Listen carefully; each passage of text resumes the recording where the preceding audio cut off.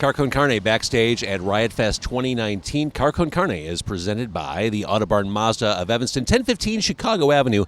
I drove here in a Mazda 6 from the Autobarn Mazda of Evanston because on my way to Riot Fest, I wanted to feel as though I were driving in luxury. So I'm recording this the morning of day 3.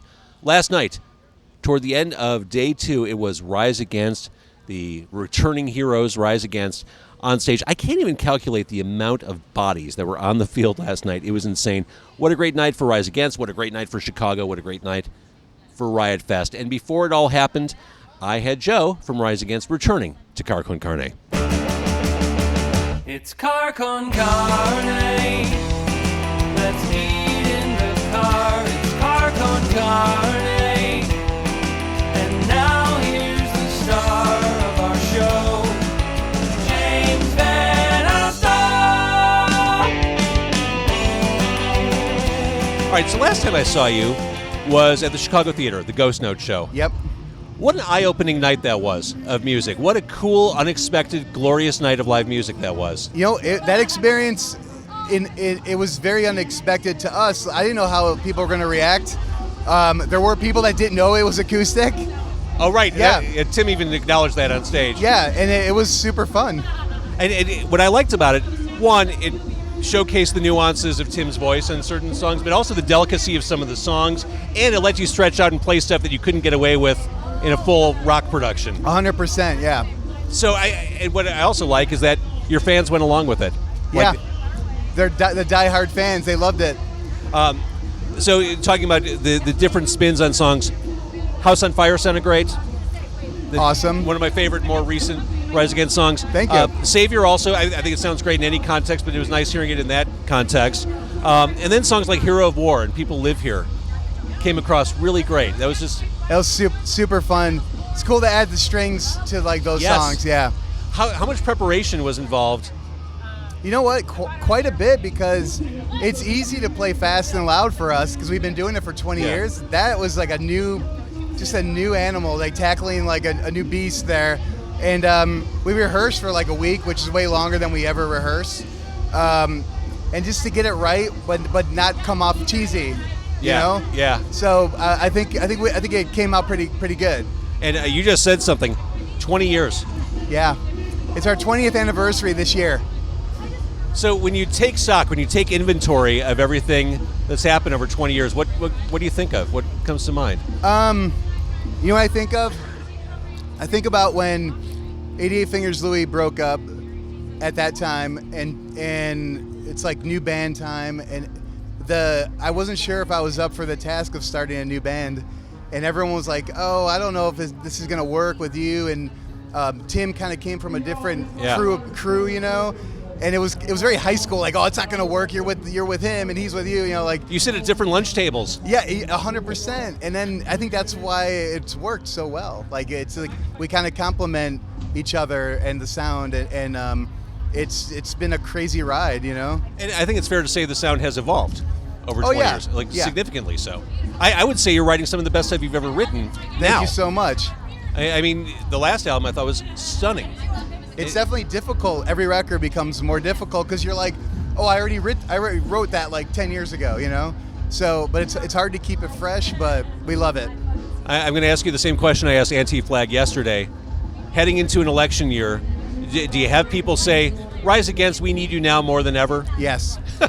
And I think, you know, there's added pressure, but we don't want to force anything. Right. We write what we write. You know, Tim writes lyrically whatever he's feeling, so you can't force it. And how's the partnership? I mean, how do you two work together? You know, it's crazy. Like, it's for all of our little idiosyncrasies or whatever you want to call it. That's the one thing, we're always on the same page when we write. I can kind of guess what chord he's about to go to, and same with me. Like, it's just we have this like unspoken chemistry musically, and it's always been really easy. That's a gift to musicians when you find someone who you can work with like that. Yeah, it's a rare and wonderful thing. I mean, some of my favorite bands have the team of songwriters like Bad Religion, Anti-Flag, you know, Hot Water Music. So I'm glad Tim and I have that like bond, you know. Were you here yesterday? Yeah. Okay, good. Yeah. I was going to say those two bands were can't misses. Oh man, yesterday was amazing. I was the most blown away by Ranted. They're one of my favorite bands, and they were so tight. Yeah, it was awesome. Of course they were. If you don't mind, can we go through some of your catalog, and I want to get first impressions if I name some songs? Yeah. Okay. I wrote down a few songs. Voices Off Camera. Voices Off Camera. This is an old song. It's an old song. It was off our second record. I wrote that song. To me, it was more of like our intricate, it's kind of a metally intro, and I like it because Tim, his approach to singing it was like a lower register for him singing, and I always thought that was a cool side of us because it makes it a little bit more dark and kind of creepy feel almost. So it always stuck out to me because we weren't doing that back then. Let's talk about something more recent. Let's talk about The Violence. The Violence actually came about. Tim had the riff, the verse, and it was super simple. And he was kind of like iffy about it. He wasn't sure like if we wanted to like actually use it. And then we just did it. And sometimes simple is the way to go. Yeah, it's easy to overthink stuff. Yeah. But that one completely paid off. I mean, look at Tom Petty. He's the best songwriter, and it's so simple. It's funny you should mention that. What I think people assume, but maybe don't know about Rise Against, you guys are such music fans. Like when you're not on the road, like there are plenty of Joe and Tim spottings around Chicago shows. Absolutely. Like you're not just, I guess counting your Rise Against money in your Rise Against cave. You're actually still in it, going and supporting music. I mean, even like that was like a year ago, but I went to go see Zeke at Reggie's, and there was 30 people there, and I was just hanging out. Yeah. I love live music, and I still love it in a punk rock setting where it's a small venue and that intimate vibe. I love that still. All right, let's keep going down the songs here. Let's talk about one of the big ones. Let's talk about Savior. Savior, not like what's funny about Savior is Tim and I wanted to pull it off the record because at the time we had so many songs. And we weren't sure about that, the song. Really? And everyone was like, you guys are fucking crazy. Like, you have to leave it on the record. Fucking crazy. And, I mean, little did we know, it was our biggest single. Yeah, it was so great. All right, how about The Approaching Curve? This, to me, is a really different sounding song for the band. Yeah. It's that spoken word element. Tim had this idea, and I can't remember what inspired the idea behind the spoken word verse, but I wrote the music, and he came up with that idea with the spoken word. And it's something we've never been able to play live because talking it and playing guitar, it's always been like kind of hard. Is that kind of like chewing gum and rubbing your stomach at the same time, that kind of thing? To a certain extent, it's hard to like. So we've always talked about having a guest like vocalist come in and do that part while we play it live, and it's just never come to fruition. Well, when you do the album play years from now. Yes. You have to figure that out. Like I will recruit Tim Armstrong to do that part. That done, sold. All right, let's move on to. I swear to God, I heard this when I pulled up to Riot Fest this morning. I heard this in soundcheck, which I came to learn wasn't you actually performing it, but the song "Satellite."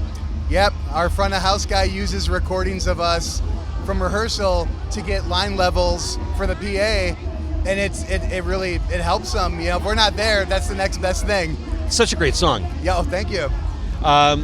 Re-Education Through Labor. That song. To me was an unlikely radio song.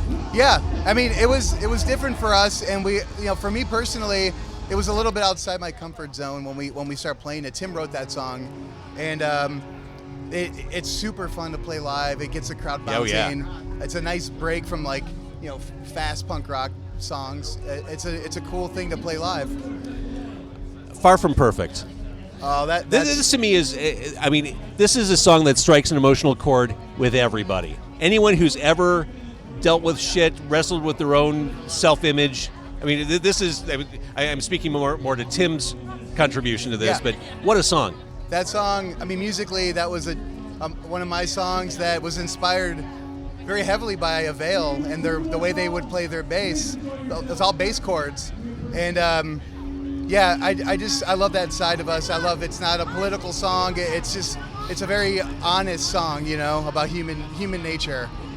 So the last couple times you've played in Chicago, you played the Chicago Theater, You played Wrigley Field. Are you strictly just playing iconic Chicago places from now on? Yep, that's it. Like we won't deviate. Like the Art Institute would be next, or something. Totally. The Willis Tower, the top of it. I think that's been done. I think Local H did that. Are you serious? Yes. Oh man. Or they at least shot a video up there. Oh, it's so good. Hashtag goals. Yeah, exactly. All right, so what's the approach? You're playing 7 p.m. hour tonight. It's day 2 of Riot Fest. Do you do anything different for a festival show, knowing that maybe it's not entirely Rise Against people in the crowd? Yeah, I think, one, we try to hit every one of our records, pull a song off that. It's hard because we're on 8 records now, which is crazy. Which is awesome. Yeah, I mean, we're very lucky. We had a really crazy career, like a successful career. But for me, it's about maintaining the energy all the way through. Because if you're not a Rise Against fan, if there's energy coming from the stage, people are gonna pay attention to it. So, keep that intact. All right, so now we're about 2 years since the last full length. New music? It's in its infant stages, but yeah, it's coming. It's coming, yeah. Joe, I adore you and I adore your band. Thank you so much. Thanks for hanging out. Can't wait to see you again tonight. Thanks so much.